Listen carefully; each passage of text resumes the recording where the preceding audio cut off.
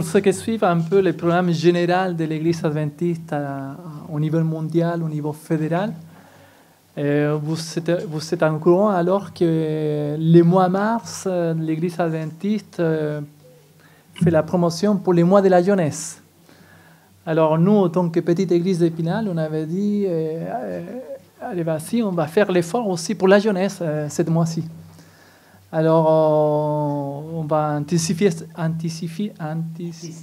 Non, donner plus d'emphasis. Intensifier. Bah, merci, Emilia. Intensifier les activités pour les enfants, surtout dans les moments de culte. Alors, pour ça, en fait, c'est mon avis ou ça résonne? Non, ça va? Ah, oui, voilà. Ah, c'est mieux, beaucoup mieux comme ça. Alors, pour introduire ce mois de la jeunesse, dans les cultes aujourd'hui, vous avez vu deux jeunes garçons qui sont accompagnés des diacres pour le moment des offrandes. Merci les diacres, les diaconesses. Et puis aujourd'hui, pour introduire en fait les cultes même, en fait la méditation même de ce matin, il est compris entre l'histoire des enfants et la méditation. Alors, on va commencer l'histoire des enfants, mais fera partie aussi des cultes. Alors, pour les enfants, restez concentrés pour l'histoire, et les adultes aussi, parce qu'elle fera partie des messages de ce matin. Et alors, comme je disais, cette mois-ci, on va commencer, peut-être aujourd'hui, dans ce premier culte, dans lequel la plupart des animateurs JA, ils sont impliqués dans au moins un petit morceau de culte. Alors, je vous invite à suivre attentivement, à écouter les messages de ce matin. Bonjour les enfants. J'ai dit bonjour les enfants. Ah, voilà. Et puis bonjour les autres enfants. Alors, je vais vous parler d'un personnage de la Bible. Alors, il faudra bien écouter tout le culte, parce qu'il n'y a pas que pendant l'histoire des enfants que je vais vous raconter, qu'il faudra écouter ce personnage de la Bible, que je pense vous connaissez déjà, mais on va l'étudier un peu plus concrètement ce matin. Les adultes, vous avez déjà entendu une petite partie de cette prédication. Ne soufflez pas aux enfants, mais soyez quand même attentifs, parce que c'est tout aussi important pour vous que pour eux. Je vais vous parler d'un prophète, un petit prophète. Il s'agit de Jonas. Est-ce que vous avez déjà entendu parler de Jonas? Oui? Jonas, c'est un personnage de la Bible qui habite, alors vous allez pouvoir suivre l'histoire à côté, c'est un personnage de la Bible qui habite près de Jérusalem. Puis un jour, Dieu vient lui parler et lui dit « Jonas, lève-toi, va à Ninive. Ils sont super méchants là-bas, ils font des mauvaises choses contre moi, il faut que tu ailles leur parler. » Est-ce que vous connaissez la ville de Ninive? La ville de Ninive, c'est une ville d'ennemis de Jérusalem, d'Israël. C'était les ennemis, c'est-à-dire des gens qui n'avaient qu'une seule envie, c'était de venir envahir Jérusalem, Israël, de tuer tout le monde et de prendre la place. Et là, Jonas, il se dit, oulala, Dieu me demande d'aller... Dieu me demande d'aller les voir, mais si j'y vais, qu'est-ce qui va se passer pour moi? Qu'est-ce qu'il a fait à votre avis, Jonas? Il s'est ressaisi, il y allait tout de suite? Tu es sûr?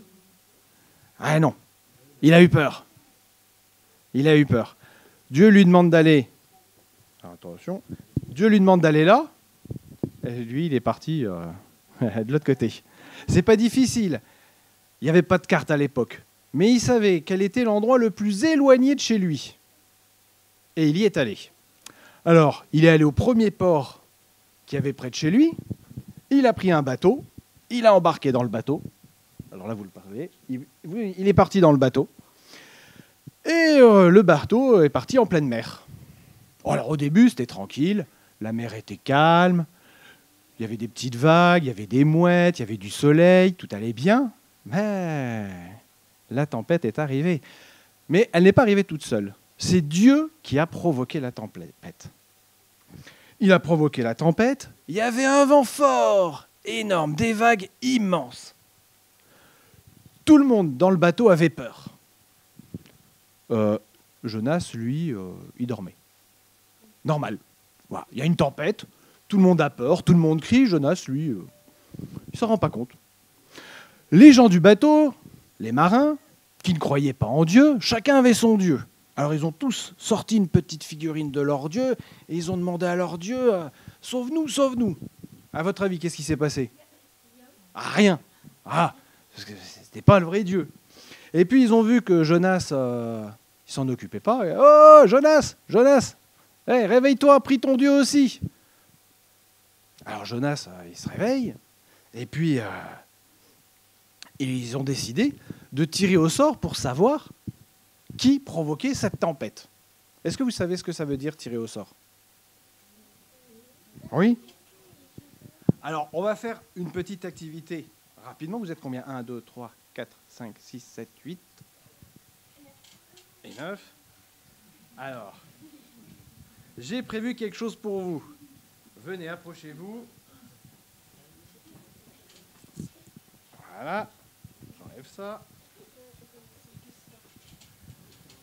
Alors, je vais juste retirer quelques petits fils.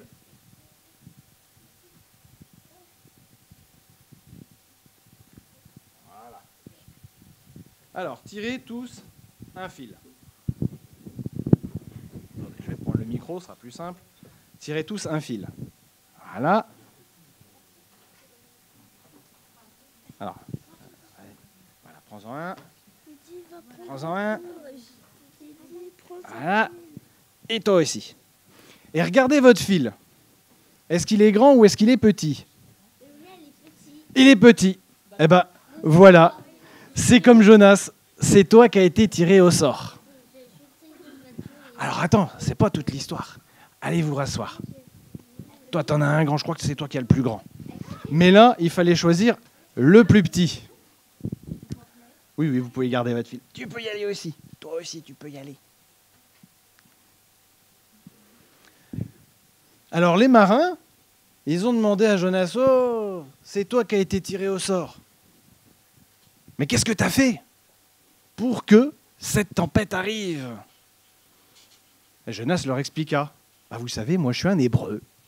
Je crois dans le Dieu le plus puissant. Et il m'a demandé d'aller à Ninive. Là, vous savez, c'est la ville de... ils sont super méchants, ils font plein de bêtises.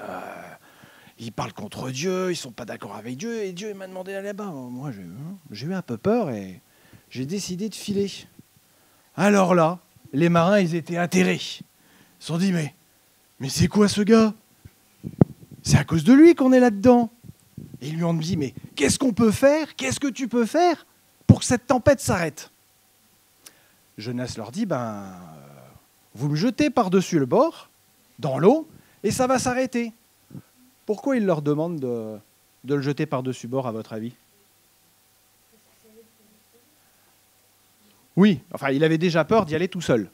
Sinon, il aurait pu juste sauter de lui-même. Mais là, il demande aux marins, jetez-moi, hein, parce que moi, tout seul, j'irai pas dans l'eau. Les marins, est-ce qu'ils l'ont fait? Non, ils ne l'ont pas fait tout de suite. Et non, au début, les marins, ils n'ont pas voulu le jeter. On va pas jeter Jonas, il n'a pas l'air méchant. Alors, ils ont ramé pour aller vers la terre ferme. Mais la tempête, elle a redoublé. Ils n'ont pas pu rejoindre la terre ferme. Alors, en dépit de tout, ils se sont décidés à prendre Jonas. Ils l'ont pris et ils l'ont jeté par-dessus bord. Et vous savez ce qui s'est passé ensuite? La tempête s'est arrêtée. Et la suite, vous allez le découvrir dans quelques minutes en écoutant. Faut écouter maintenant. Alors, Jonas, il est où maintenant? Dans l'eau. Mince. C'est la tempête, il est dans l'eau, tout seul. Et l'histoire nous dit que Dieu va envoyer un grand poisson. Et qu'est-ce qu'il va faire, ce grand poisson? Il va avaler Jonas. Alors, je ne sais pas si vous imaginez un petit peu à la place de Jonas, là. Vous êtes Jonas, vous êtes dans l'eau, un grand poisson arrive et il vous avale tout entier. Attends, on va pas aller trop vite. Alors, attention, Jonas, là, il vient d'être avalé par un grand poisson. Alors, je ne sais pas si vous imaginez un petit peu Jonas dans ce grand poisson. Alors, je ne sais pas comment c'était dans ce poisson, à l'intérieur. S'il faisait peut-être noir, Je ne sais pas si ça sentait bon. Je ne sais pas si Jonas avait prévu peut-être sa lampe de poche pour voir quelque chose. Je ne sais pas s'il avait prévu peut-être un pique-nique, parce que dans ce grand poisson, il va rester quand même quelque temps. Et l'histoire continue. Et en fait, je ne sais pas, en même temps, lorsqu'il était dans ce poisson, il va y rester plusieurs jours. Est-ce que vous savez combien de temps il est resté dans ce poisson, Jonas? 4 jours, 5 jours, 7? Ah, 3 jours et 3 nuits. Est-ce que vous ne trouvez pas que c'est quand même quelque chose d'extraordinaire? Un homme qui reste en vie pendant 3 jours et 3 nuits dans un grand poisson, dans le ventre du poisson. Alors ça, je ne sais pas. En tout cas, la Bible ne nous le dit pas. Mais ce que l'on sait, c'est que Jonas va faire une chose importante lorsqu'il était dans le ventre du poisson. Est-ce que vous savez ce que c'était? Alors, je ne sais pas s'il a fait d'autres choses, mais en tout cas, l'histoire nous dit qu'il va faire peut-être la seule chose qu'il pouvait faire en étant dans ce poisson. Oui? Il va prier. Mais est-ce qu'il va prier? Parce que quand on prie, on peut demander beaucoup de choses au Seigneur. Qu'est-ce qu'il va faire? Qu'est-ce qu'il va dire dans sa prière? Au secours! Est-ce qu'il va dire ça dans sa prière, Jonas? Non. En fait, il va dire différentes choses. Oui. Alors, en fait, il y a plusieurs thèmes que j'ai relevés dans sa prière. Il y a déjà la reconnaissance. En fait, malgré toutes les erreurs que Jonas a pu commettre, eh bien, là, dans le ventre du poisson, il va reconnaître eh bien, qu'il a fait quand même des bêtises. Dieu lui avait demandé de faire quelque chose et lui, qu'est-ce qu'il a fait? L'inverse. Et malgré tout ça, Dieu, est-ce qu'il ne s'occupe pas de lui? Il a été jeté dans l'eau, tout seul, plus de bateau, même pas un radeau, quelque chose, non. Et là, il est avalé par un poisson, mais il est toujours en vie. Il est toujours bien là, dans le ventre du poisson, pendant 3 jours et 3 nuits. Alors, il dit merci au Seigneur, parce qu'il a envie. Et il va dire aussi pardon au Seigneur, parce qu'effectivement, il a mal agi. Et dans sa prière, il fait aussi une promesse au Seigneur. Il fait une promesse au Seigneur, il fait une promesse de tenir ses engagements. Parce que jusque-là, Jonas, il n'a pas été très obéissant. Alors, il y a une chose à retenir par rapport à la prière que Jonas il a faite. C'est que, où que nous soyons, Dieu, il entend notre prière. Parce que même dans le ventre du poisson, eh bien, Dieu a entendu la prière de Jonas. Et après sa prière, l'histoire continue et nous dit que le poisson va vomir Jonas sur la terre. Alors, ce n'est pas super agréable quand on parle de vomi, mais en tout cas, Jonas se retrouve sur la terre ferme et il est bien vivant. Et ensuite, l'histoire continue. Alors après avoir été jeté sur la terre par le poisson, le Seigneur va encore voir Jonas et va lui dire « Jonas, va à Ninive, va leur apporter le message que je t'ai demandé de leur apporter. » Et finalement, qu'est-ce que Jonas a fait? Il y est allé. Et il se mit en route pour Ninive. Alors, Ninive, c'est une grande ville, une énorme ville. Est-ce que vous savez combien de jours il faut faire pour traverser la ville? À pied, oui. Ça n'existait pas, les voitures. 3 jours, ouais, exactement. 3 jours. Il fallait 3 jours pour traverser la ville. Et voir tout ce monde, apporter le message à tout le monde. Alors, qu'est-ce qu'il a fait, Jonas? Eh bien, déjà, il n'a fait qu'une journée de marche. Vous imaginez, ça veut dire qu'il a dû marcher super vite ou courir. Et il faisait ça en criant. Ouais. Dans 40 jours, Ninive va être détruite. Et il crie ça dans la ville, en courant. Ah, mais... Et les gens, qu'est-ce qu'ils ont fait? Eh bien, ils l'ont cru, ouais.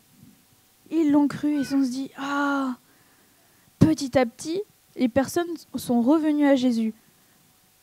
À Dieu. Ils ne connaissaient pas encore Jésus. Et même le roi de Ninive avait entendu Jonas. Et il a ordonné à toutes les personnes de la ville, et même aux animaux, de faire un jeûne. Est-ce que vous savez ce que c'est, faire un jeûne? Oui. Pas manger et quoi d'autre? Pourquoi? Prier, effectivement. Il voulait que tout le monde se remette à Dieu pour que peut-être Dieu reviendrait sur sa décision. Et donc tout le monde ne mangeait pas, même les animaux, les vaches, on donnait à manger à personne. Et les gens aussi, ils n'avaient pas d'habits, ils mettaient des sacs sur eux et de la cendre sur leur visage. Et ça, c'est un signe de deuil. Même le roi a fait la même chose. Tout le monde voulait s'humilier et voulait revenir à Dieu avec tous ces gestes. Et finalement, Dieu, il a vu ce qu'ils ont fait. Il a vu les efforts qu'ont fait les personnes de Ninive. Et finalement, Dieu est revenu sur sa décision et dit, finalement, je ne vais pas détruire Ninive. Et Jonas, vous verrez la suite. Vous êtes prêts à savoir la suite? C'est une suite que pas tous les enfants connaissent, alors prenez attention. Cela a déplu vraiment beaucoup à Jonas. Il fut irrité. Vous savez ce que ça veut dire quoi, irrité? Fâché, mais tellement fâché. Il implora l'Éternel, il dit, « Éternel, n'est-ce pas ce que je te disais? C'est ce que je voulais te prévenir en fuyant Tarsis. Car je savais que tu es un Dieu compatissant, miséricordieux, lent à la colère, riche en bonté, et qui te répond du mal. Maintenant, Éternel, prends-moi la vie, car m'est préférable la mort. » Vous imaginez? Être fâché, tellement fâché jusqu'à vouloir la mort? Et l'Éternel lui dit, « Est-ce que c'est obligé que tu sois autant fâché? » Et Jonas sortit de la ville, il s'assoit dans l'orient de la ville, il se fit une cabane, et il s'y tint à l'ombre, jusqu'à ce qu'il vit ce qui arrivait à Ninive. L'Éternel Dieu fit croître, pousser, un arbre d'irissant, ce qui éleva au-dessus de Jonas, assez haut quand même, pour lui donner de l'ombre sur sa tête, pour lui ôter son irritation, pour qu'il se calme, parce qu'avec la chaleur, tout monte plus vite. Mais le lendemain, Dieu fit un petit ver, et il vient piquer dans l'irissant. Et l'irissant, il commence à mourir. Et pendant toute la nuit, il a mouru. Le lendemain, Jonas y voit le ricin. Et non. Au lever du soleil, Dieu il souffla un vent chaud et qui frappa la tête de Jonas. Il tomba là par terre avec tellement de colère, il tomba comme ça. Et vous imaginez être fatigué, fâché, et qu'en plus le vent te pousse, tu tombes par terre carrément. Et le soleil... et il demanda encore la mort. La mort m'est préférable à la vie. Dieu dit à Jonas, est-ce que c'est vraiment obligé que tu sois autant fâché? Et l'Éternel dit... il répondit, je fais bien de m'irriter jusqu'à la mort. Et l'Éternel dit, tu as pitié d'un ricin qui t'a coûté aucune peine et que tu n'as pas fait croître, et qui est né dans une nuit et qui est péri dans une autre nuit. Il l'a juste une fois, et à cause de ces ricins, il était encore plus fâché, plus découragé. Et l'Éternel dit, moi je n'aurai pas pitié de Ninive, la grande ville dans laquelle se trouvent plus de 120 000 hommes qui ne savent pas distinguer la droite et la gauche. Je vais voir. Pour vous, c'est où la droite?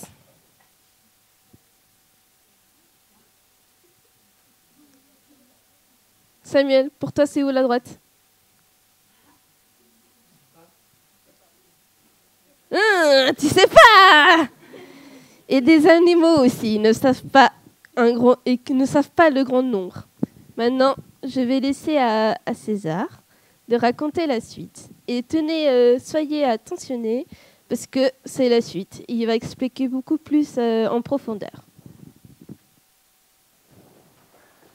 Si je vous pose la question ce matin, de quoi on va parler? Ah, bien joué, mes adultes. Au moins, vous étiez attentifs à l'histoire des enfants ce matin.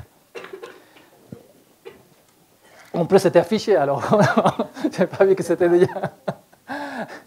Je me souviens, un samedi matin, Daniel, je crois qu'il avait déjà raconté cette histoire, mais Daniel était commencé sa prédication, et puis au moment donné de la prédication, il a dit, vous vous souvenez ce que j'avais prêché la dernière fois? Et moi, j'étais assis dans là, et j'avais du mal à me souvenir, qu'est-ce qu'il avait prêché, Daniel? Et puis après, heureusement, il a nous donné les pistes, parce qu'il me dit, waouh, quelle mémoire la mienne, tellement petite que je ne me souvenais même pas. Alors je me suis dit, peut-être qu'il y a certains d'entre vous qui vous allez voir le titre Jonas et vous allez dire, c'est ça, c'est pas ça que tu as prêché la dernière fois. Peut-être personne, mais oui, c'était Jonas en fait. Mais cette fois-là, je vais avancer juste un diapo. Cette fois-là, j'avais essayé d'expliquer en fait, les livres de Jonas, on aborde beaucoup Jonas, et puis quand on demande aux enfants sur ce livre, on est toujours focalisé sur Jonas ou sur ce monstre marin qui a mangé Jonas. Mais ce petit livre, il parlait de Dieu aussi. Et ce jour-là, si vous vous souvenez, on avait parlé de la providence parfaite de Dieu. Hein? On a mis en évidence que c'est le Seigneur qui avait contrôlé toute cette histoire. On avait parlé de la sainteté de Dieu, de sa merveilleuse omniprésence et aussi de sa miséricorde, en fait. Ça, c'était le sujet qu'on avait déjà abordé. Alors aujourd'hui, je vais vous proposer, en fait, d'aborder ce livre avec deux sujets différents, en fait, qui sont dedans, bien évidemment. Un, qui parle des leçons spirituelles qu'on peut apprendre de la ville de Ninive, et quelles leçons spirituelles qu'on peut apprendre de Jonas, les personnages en fait. Hein? Alors, nous allons comme ça avancer dans la méditation de cette matin. Mais pour que la méditation puisse être plus dynamique, je vais laisser à Anaël pour qu'il nous raconte un peu des nouvelles choses, ou peut-être des choses qu'on connaît déjà sur la ville de Ninive.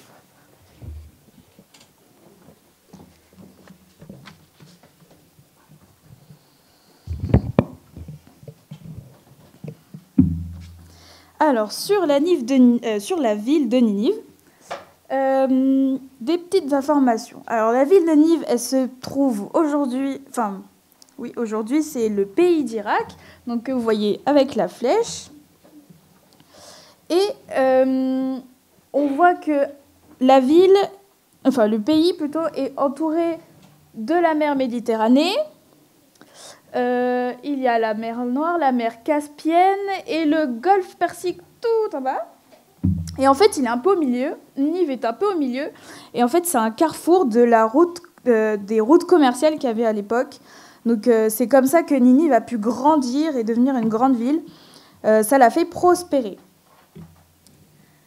Si on fait un petit zoom sur la ville de Ninive, actuellement, c'est la ville de Mossoul et on voit encore quelques ruines de la ville de Ninive, notamment des ruines de la muraille.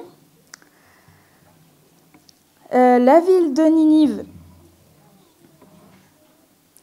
un peu vers Bagdad, si on descend un petit peu, on peut trouver deux fleuves intéressants. Alors, il y a le Tigre et l'Euphrate. Est-ce que ça vous dit quelque chose? Le Tigre et l'Euphrate. Oui. Le Tigre et l'Euphrate font partie des 4 branches qui découlent du fleuve qui était dans le Jardin d'Éden. Alors ça a intéressé tous les chercheurs. Ils ont cherché, ils sont allés vers l'Irak. Et... donc voilà, ça a intéressé beaucoup de chercheurs, le fait d'avoir le Tigre et l'Euphrate ici.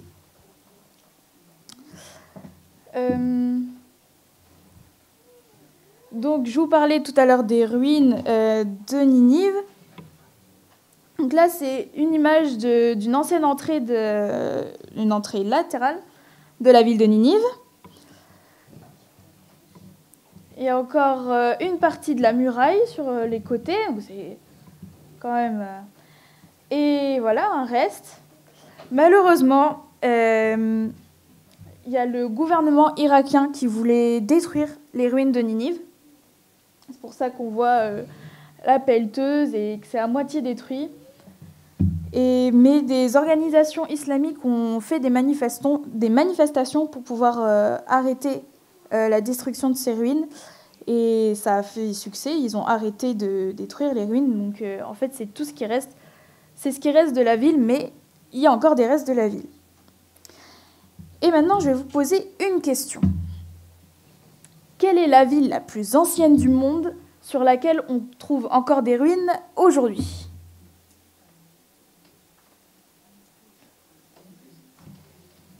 Vincent ? Non.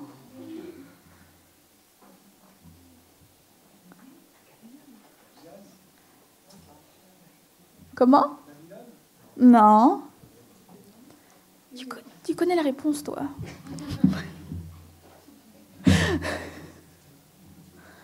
Non, mais c'est simple pourtant. Bah oui. C'est Ninive. Voilà. Ninive, effectivement. Ninive, la ville de Ninive date d'avant l'histoire de la tour de Babel. Et elle était... Oui, c'est ça. Maintenant, je vais vous montrer une image. À quoi cette image elle vous fait penser ? Oui. Non. C'est pas à ça que je pensais.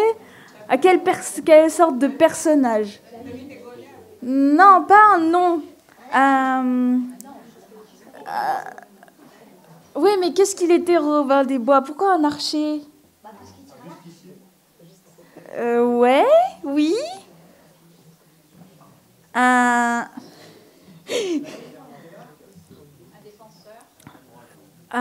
Qu'est-ce qu'on fait avec un arc ? Ouais, on tire des flèches. Pourquoi les gens tiraient avec des flèches ?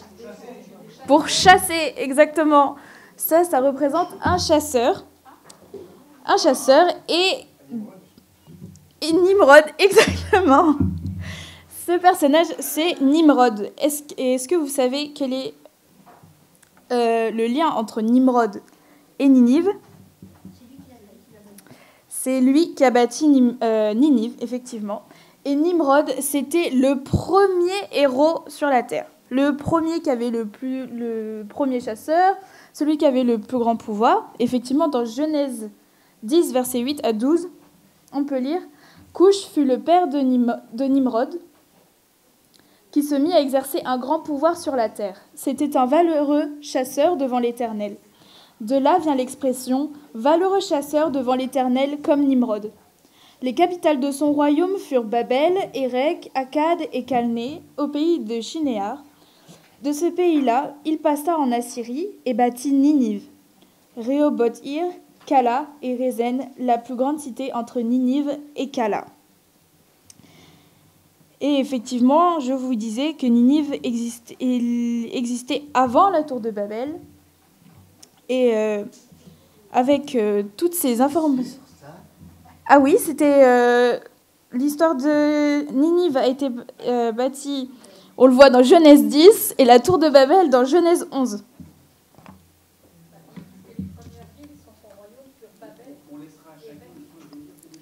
Oui.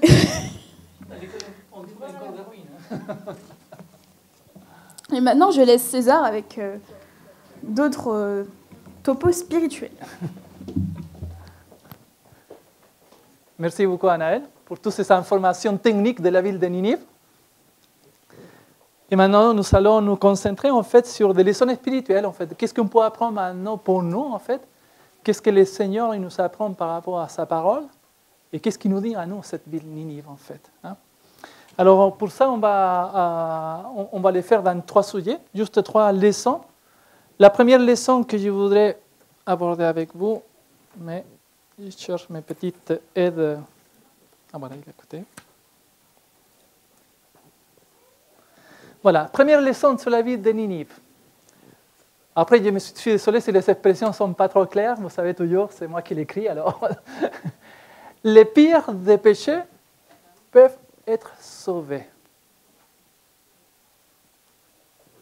Les pires des pécheurs, la deuxième, là, on l'affiche après, bon, voilà. Les pires des pécheurs peuvent être sauvés. Regardez les versets 2 du chapitre 1 Jonas. Vous pouvez marquer Jonas, parce qu'on va revenir sur Jonas plusieurs fois, en fait.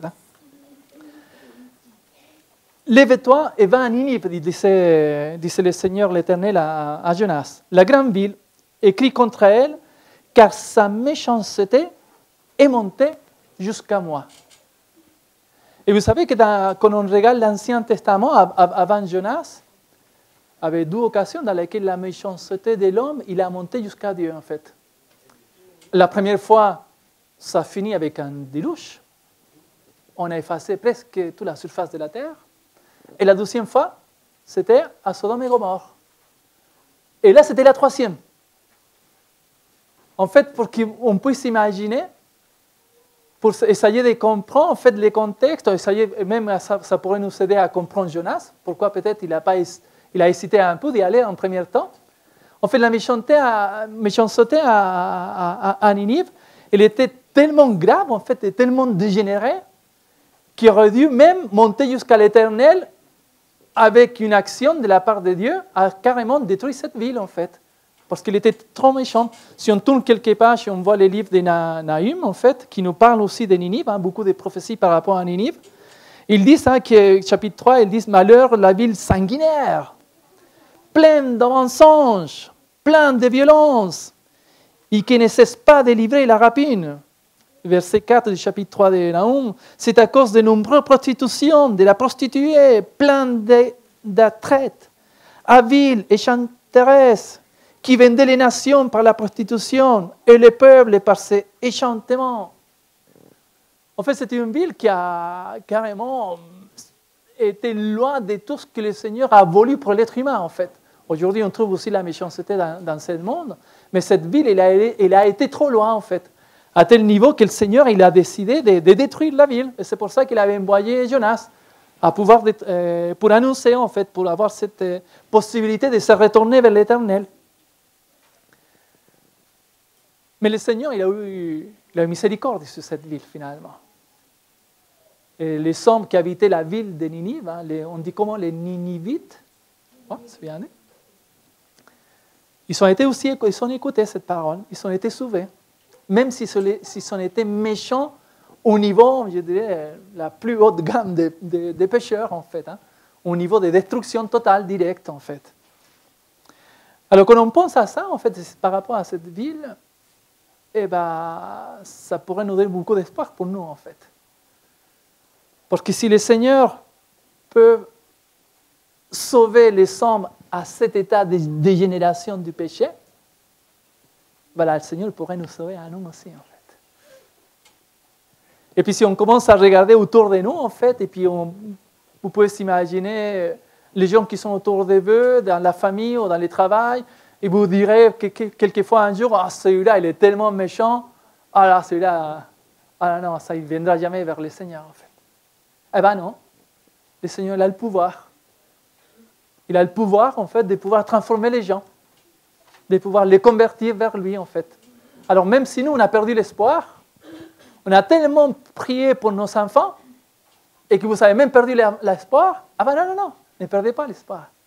Ah non, mais mes enfants, ils sont partis loin dans les péchés. Oh non, ne perdez pas l'espoir. Regardez Ninive, mes frères et sœurs. Si le Seigneur a le pouvoir d'avoir sauvé ces gens qui sont été loin, mais vraiment loin de l'Éternel, le Seigneur aussi pour sauver notre vie comme ceux qui sont autour de nous.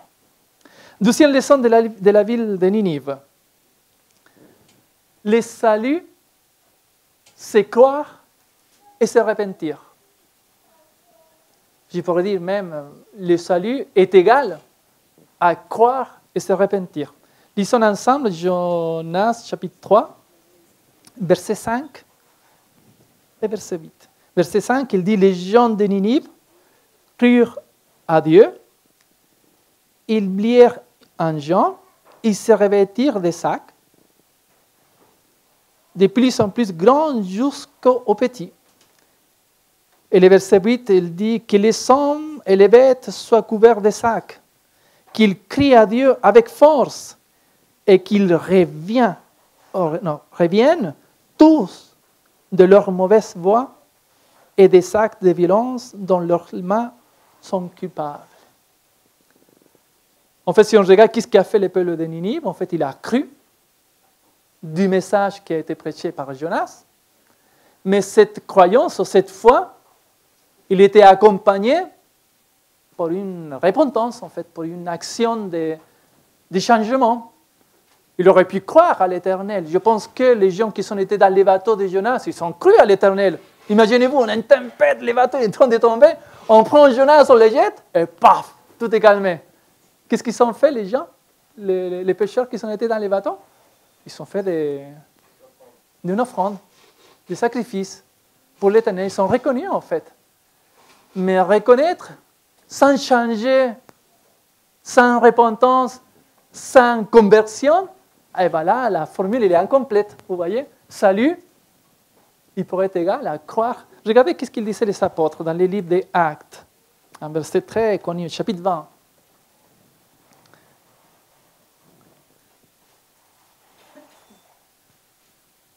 Annoncer aux Juifs et aux Grecs la repentance envers Dieu et la foi de notre Seigneur Jésus-Christ. Pardon, Actes chapitre 20, verset 21. Actes chapitre 20, verset 21. Annonçons aux Juifs, aux Grecs, la repentance envers Dieu et la foi à notre Seigneur Jésus-Christ.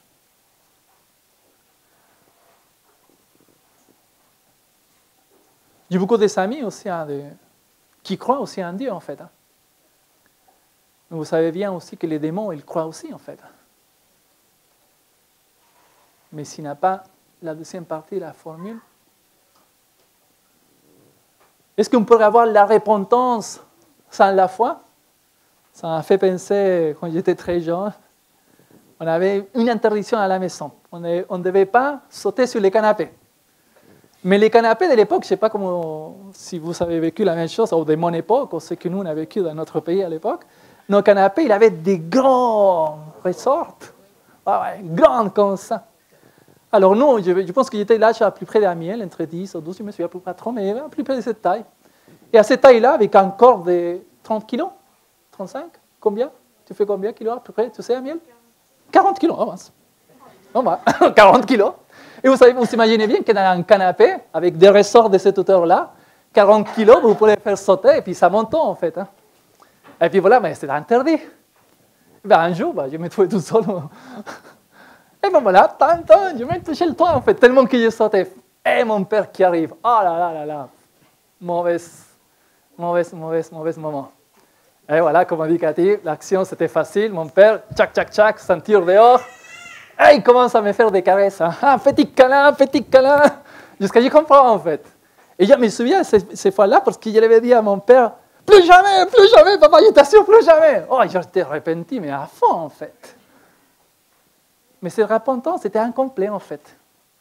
Je peux dire aujourd'hui incomplet parce que je me souviens que, comme mon père n'était pas là, je continuais à sauter, c'était très cool, jusqu'à là en fait. Mais à ce moment de la ceinture, j'étais repenti en fait. Je dis non, plus jamais.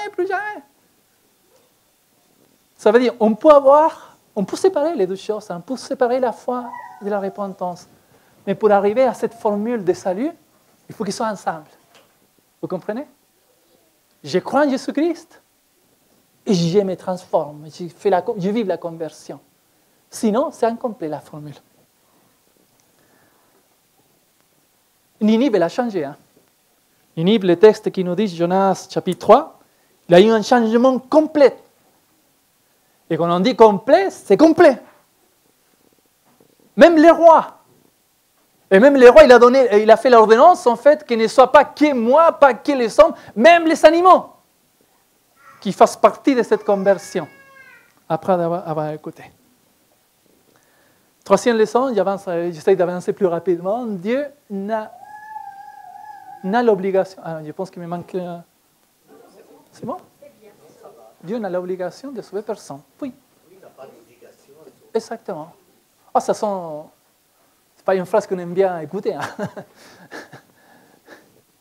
Jonas chapitre 3, verset 7. À partir du verset 7, hein, on parle de cette conversion. C'est le roi. Hein. Il fit faire dans Ninive cette publication, hein, le roi, hein, verset 7 du chapitre 3.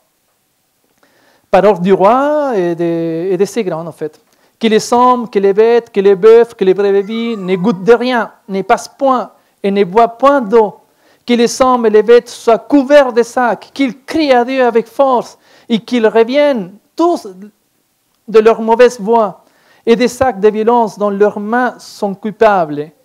Qui sait si Dieu reviendra? Regardez ce qu'ils font les pêcheurs dans les bateaux avec Jonas, verset 6, chapitre 1, verset 6. Le pilote s'approcha de lui et lui dit « Pourquoi dors-tu? Lève-toi, invoque ton Dieu. Peut-être voudrait-il penser à nous. »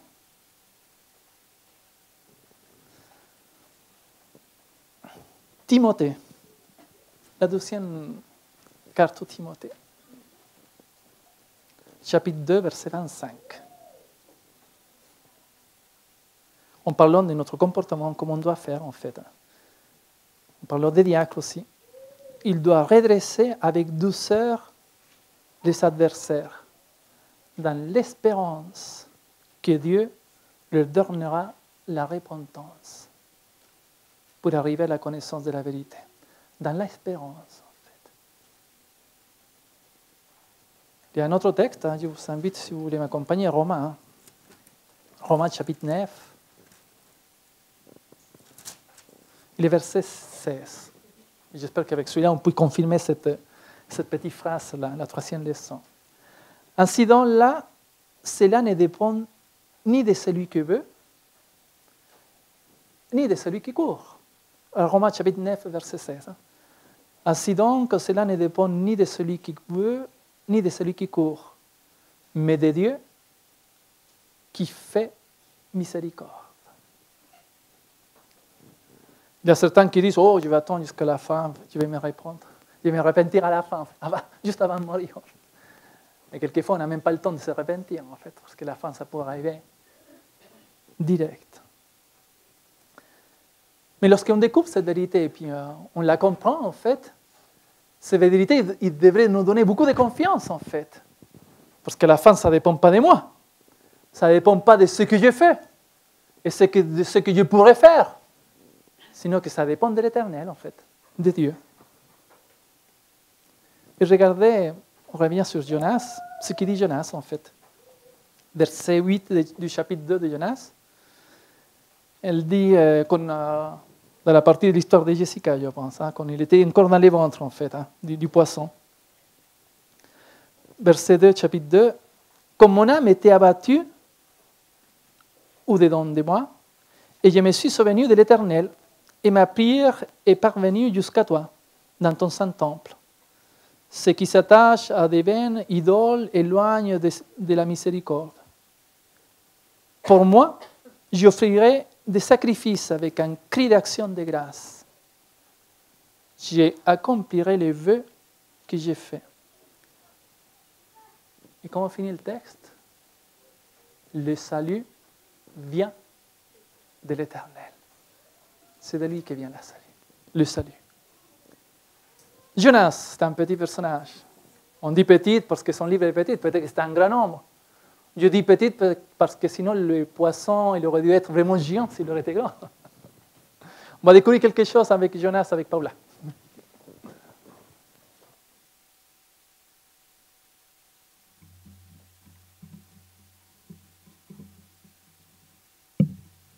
On ne connaît pas beaucoup sur Jonas, mais on pourrait faire quelques déductions. On pourrait déduire que Jonas aimait marcher, ou qu'il était fort en marche, ou qu'il n'avait pas du tout de problème de marcher. De Jérusalem à Ninive, il y avait 1142 kilomètres. Et de Joppe à Ninive, 1100 kilomètres. Ça fait à peu près 220 heures à pied. Si Jonas aurait marché au moins 7 heures par jour, il aurait fait ça en 31 jours à peu près, environ. Je pense qu'il avait des sacrées sandales quand même. On pourrait dire que Jonas était bilingue. En effet, Irak actuellement se parle en 2 langues, l'arabe et le kurde. Et les Juifs ont seulement une langue, le hébreu. Vu qu'il devait aller prêcher à Ninive, il devait forcément parler une de ces langues. Donc on pourrait déduire qu'il était bilingue. Jonas aussi connaissait très bien la Bible, surtout Psaume. On va voir quelques exemples. Dans ma détresse, j'ai invoqué l'Éternel. Psaume 18, 6. J'ai crié et tu as entendu ma voix. Psaume 66, 19. Tu m'as jeté dans l'abîme. Psaume 88, 6. Toutes tes vagues et tous tes flots ont passé sur moi. Psaume 42, 7. Je suis chassé loin de ton regard. Psaume 31, 22. Les roseaux ont entouré ma tête. Lamentation 3, 54. Ça montre qu'aussi il connaît d'autres livres. Tu m'as fait remonter vivant de la fosse. Psaume 33. Éternel, mon Dieu. 73 fois dans la Bible. Quand mon âme était abattue au-dedans de moi. Psaume 42, 6. Ma prière était parvenue jusqu'à toi. Psaume 119, 69. Je t'offrirai des sacrifices avec un cri d'action et de grâce. Psaume 116, 17. Le salut vient de l'Éternel. Cette phrase, c'est Jonas qui l'a dit. Elle a été mentionnée 51 fois dans le Nouveau Testament. Très intéressant ce petit Jonas. Maintenant, on va laisser César avec les leçons spirituelles.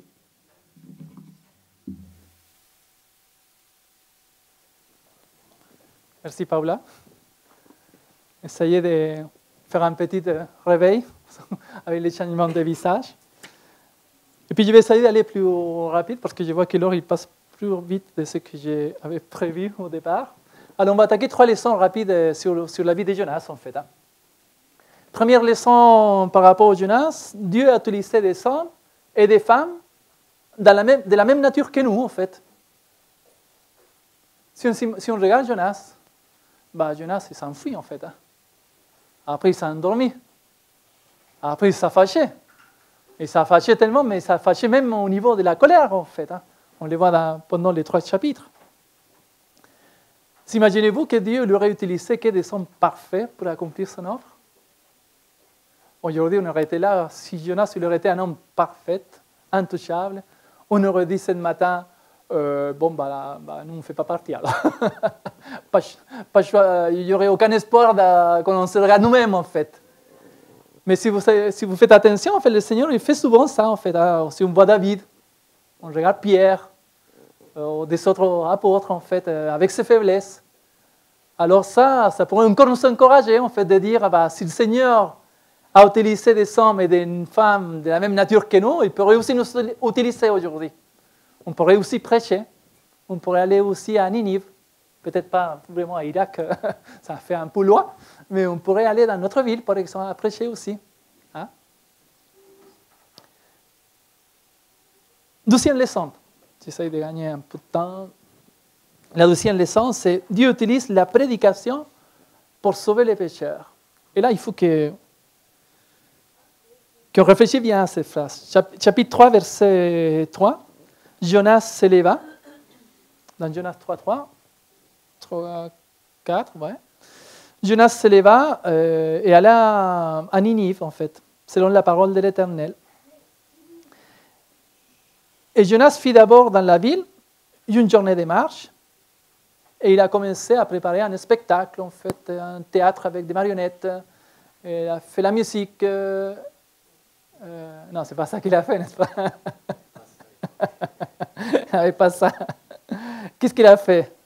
Il criait en disant, encore 40 jours, et Ninive sera détruit. En fait, Jonas, il a prêché ce que le Seigneur a dit, la parole de l'Éternel. Et la parole de l'Éternel, c'était la destruction de Ninive, en fait. L'appel à la repentance par rapport à cette destruction. Et puis aujourd'hui, mes frères et sœurs, en fait, nous devons faire attention à ça, parce que nous aussi, on doit faire la prédication, mais de la parole du Seigneur. La prédication de la volonté de Dieu. Et quelquefois, on se perd, en fait, on essaye de se concentrer sur des doctrines, en fait. Mais qu'est-ce que c'est la prédication de l'Éternel? Je vous invite à aller avec moi à 1 Corinthiens. Je ne dis pas qu'il ne faut pas utiliser des autres moyens, mais par rapport à 1 Corinthiens chapitre 1, verset 18. Car la prédication de la croix,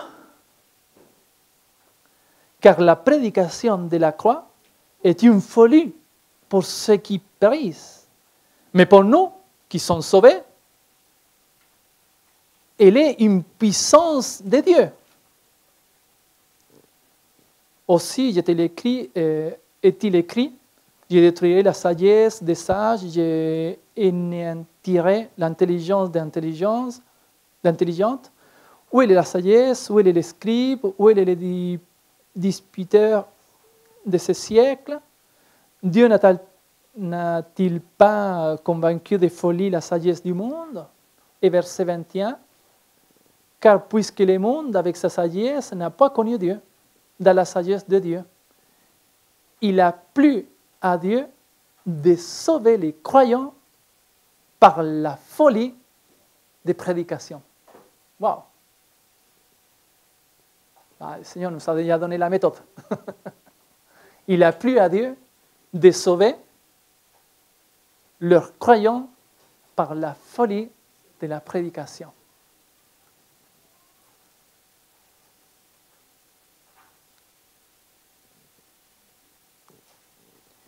Et si on revient au verset 18, car la prédication de quoi, mon frère et sœur? De la croix. En fait, ce que nous, on doit prêcher, en fait, c'est le sacrifice que Jésus-Christ a fait pour nous. Sa venue dans cette terre, son sacrifice qu'il a fait pour nous, sa mort dans la croix et sa résurrection qui nous a finalement sauvés grâce à Jésus-Christ. Et troisième leçon du Jonas, 3 jours et 3 nuits. Pourquoi? Tout à l'heure, quand on a raconté l'histoire aux enfants, certains ont dit 4. Pourquoi pas 4? Il y avait un des garçons qui a dit 7. 7, ça aurait été parfait. On dit le 7, c'est le numéro parfait dans la Bible. Pourquoi pas 7? Pourquoi 3?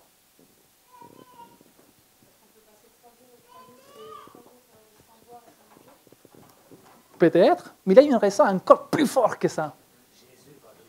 Je vous invite à ouvrir Matthieu. Ceux qui connaissent déjà, Matthieu 12. Il était les scribes, les pharisiens en face de Jésus-Christ. Ils lui demandent à Jésus-Christ, fais-nous des miracles. On voulait voir les miracles là, tout de suite. Tout de suite, tout de suite. Et dans le chapitre 12, verset 39, Jésus-Christ il a répondu en fait. Une génération méchante et adultère demande un miracle. Il ne lui sera donné d'autre miracle que celui du prophète Jonas. Quel miracle! Car de même que Jonas fut 3 jours et 3 nuits dans le ventre d'un grand poisson, de même le Fils de l'homme sera 3 jours et 3 nuits dans le sang de la terre. Les hommes de Ninive se lèveront au jour du jugement avec cette génération et la condamneront parce qu'ils se repentirent à la prédication de Jonas. Et voici, il y a ici plus que Jonas. Pourquoi 3 jours? Pourquoi 3 nuits? Pour Jésus-Christ, pour la gloire de Jésus-Christ. Et là, je voudrais aborder un sujet que c'est difficile à comprendre. Mais quand je vois ça, je me suis dit, le Seigneur, dans sa volonté, dans sa miséricorde, dans sa sagesse, qui nous dépasse forcément, quelquefois, il nous laisse passer des épreuves, en fait, des détresses, des angoisses, des difficultés dans la vie. Passer pour une maladie, avoir une maladie peut-être pour toute la vie. Et pourquoi il nous fait ça, en fait? Pourquoi il nous laisse? C'est la question qu'on se pose toujours. Et le Seigneur a une raison, en fait. Peut-être que quelquefois, cette difficulté, cette détresse, c'est pour nous-mêmes, en fait, pour nous servir à nous-mêmes, pour qu'un jour, on puisse comprendre la volonté de Dieu. Peut-être que la détresse ou la difficulté qu'on passe aujourd'hui, c'est pour quelqu'un d'autre de notre famille, pour qu'un jour, l'autre personne puisse se convertir à Jésus-Christ grâce à tous les faits, toute la détresse que nous, on a passée. Ou ça peut aller encore plus loin dans le futur. Vous connaissez l'histoire de Ruth avec Noémie. Le monde, à ce moment-là, fête très proche la fête des femmes, en fait. On va parler de Noémie et de Ruth. Ces 2 femmes qui ont souffert beaucoup. Quand on voit Noémie, même Noémie, à un moment donné, quand ils se sont demandé comment tu t'appelles, il a dit « appelle-moi Amère ». À tel niveau, il a eu cette tristesse dans sa vie, en fait. Et puis Ruth l'a accompagnée, c'est la seule qui a accompagné Noémie, qui a souffert les douleurs, en fait. Quelques temps après, toutes ces souffrances de Ruth, en fait, toutes ces souffrances de Noémie, ils sont amenés à quoi, en fait? Ça n'a pas passé dans quelques années après. Les conséquences de ça, c'est venu des siècles après. Si vous prenez Matthieu, en fait, et vous lisez carrément, tranquillement, le chapitre 1 de Matthieu, vous allez lire Aram engendra Aminab, verset 4, qui engendra Nasson, Nasson engendra Salmon, Salmon engendra Boaz, ça nous commence à parler, Boaz Arabe, Boaz engendra Obed de Ruth, et Obed engendra Isaïe, Isaïe David, et puis ça continue jusqu'à Jésus-Christ. Si nous devons passer une détresse pour la gloire de Dieu, peut-être qu'on ne va pas la comprendre dans cette terre. Je pense que Ruth ou Noémie, ils ne l'ont pas compris peut-être dans cette terre. Et regardez ce que le Seigneur a fait de la vie de cette femme qui ont souffert. Ils ont été toutes ces souffrances pour glorifier l'événement le plus grand de l'histoire de cet univers. Jésus-Christ dans la terre, la naissance du Sauveur, qui aujourd'hui nous a sauvés. Et c'est Jésus-Christ qui venait d'où? Comme disait Jonas, le salut vient de l'Éternel, de notre Dieu. J'avais quelques applications, mais je vais les laisser pour la prochaine. Je ne sais pas si je vais réaborder Jonas, mais des autres applications pratiques, on pourrait les laisser pour la fin. Mes frères et sœurs, j'espère que dans cette journée, on puisse sortir de cette église avec la conviction que c'est l'Éternel qui nous sauve. C'est le sacrifice de Jésus-Christ, c'est la souffrance qu'il a eue dans la croix, c'est son sang qui nous sauve. Nous devons arriver maintenant à compléter la combinaison de la formule magique. Le salut est égal à la repentance et à la foi. Que le Seigneur vous bénisse.